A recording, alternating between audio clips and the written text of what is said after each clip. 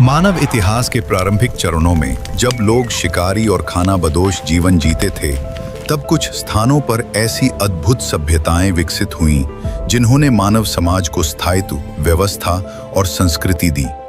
मिस्र, मेसोपोटामिया, चीन और भारत। सदियों पुरानी ये सभ्यताएं आज भी हमारी सोच, जीवन शैली और विकास की प्रेरणा बनी हुई हैं। विश्व में 4 महान प्राचीन सभ्यताएं जानी जाती हैं। मेसोपोटामिया की सभ्यता, जो दजला और फरात नदियों के किनारे फली फूली। मिस्र की सभ्यता, जो नील नदी की गोद में जन्मी। चीन की शियांग शंग सभ्यता, जो हुआंगहो नदी के पास पनपी। और भारत की सिंधु घाटी सभ्यता, जो सिंधु नदी और उसकी सहायक नदियों के किनारे विकसित हुई। साल 1922 में जब कुछ खोजकर्ता सिंधु नदी के पास खुदाई कर रहे थे, उन्होंने जमीन के नीचे एक हजारों साल पुराना शहर खोज निकाला, मोहनजोदड़ो। मोहनजोदड़ो की खोज 1922 में रखालदास बनर्जी ने की थी।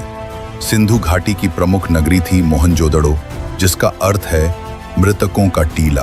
यह कोई साधारण शहर नहीं था, यह था 5000 साल पुराना, और उसकी योजना आज के शहरों से भी बेहतर मानी जाती है। मोहनजोदड़ो सिंधु घाटी सभ्यता का एक प्रमुख नगर लगभग 2600 ईसा पूर्व से 1900 ईसा पूर्व तक पूरी समृद्धि में था। यह शहर ईंटों से बना था, एक समान आकार की पक्की ईंटें, जो हजारों साल बाद भी जस की तस हैं। अब जानते हैं इस महान सभ्यता के सबसे अद्भुत नगर मोहनजोदड़ो के बारे में। नगर रचना, योजनाबद्ध नगर रचना हड़प्पा सभ्यता की सबसे बड़ी विशेषता थी। नगरों की रचना एक जैसी थी। लगभग सभी स्थानों पर पश्चिम दिशा में किला और पूर्व दिशा में सामान्य जनता की बस्ती होती थी। इन दोनों को एक प्रमुख राजमार्ग अलग करता था। पश्चिम में स्थित किले के चारों ओर एक परकोटा होता था। संभवतः इन किलों में शासक निवास करते होंगे। हड़प्पा सभ्यता की मुख्य विशेषता इसकी योजनाबद्ध मकान व्यवस्था थी। बाढ़ और नमी से बचने के लिए मकानों को ऊंचे चबूतरों पर बनाया जाता था। इन मकानों की एक विशेषता ये थी कि इनके द्वार मुख्य सड़क की ओर न होकर अंदर की ओर खुलते थे। यहाँ की सड़कें सुविधाजनक थीं। नगर के 2 मुख्य राजमार्गों में से एक उत्तर से दक्षिण और दूसरा पूर्व से पश्चिम दिशा में जाता था। इन मुख्य मार्गों के समानांतर गलियां बनी होती थीं। सड़कें एक दूसरे को समकोण पर काटती थीं। सड़क और गलियों की योजना इस तरह से बनाई गई थी कि पूरा नगर चौकोर और आयताकार हिस्सों में विभाजित हो जाता था। जनता की सुविधा के लिए सार्वजनिक सड़कों पर रात के समय प्रकाश की व्यवस्था के प्रमाण भी मिले हैं। हड़प्पा सभ्यता के लोगों के उपयोग किए गए जल की निकासी के लिए अत्यंत विकसित और सुनियोजित व्यवस्था थी। प्रत्येक मकान का पानी छोटी नालियों में और वहां से बड़ी नालियों में जाकर अंततः नगर के बाहर निकल जाता था। मोहनजोदड़ो में एक सार्वजनिक स्नानागार, ग्रेट बाथ, मिला है। इस स्नानागार के बीच में एक स्नान कुंड है।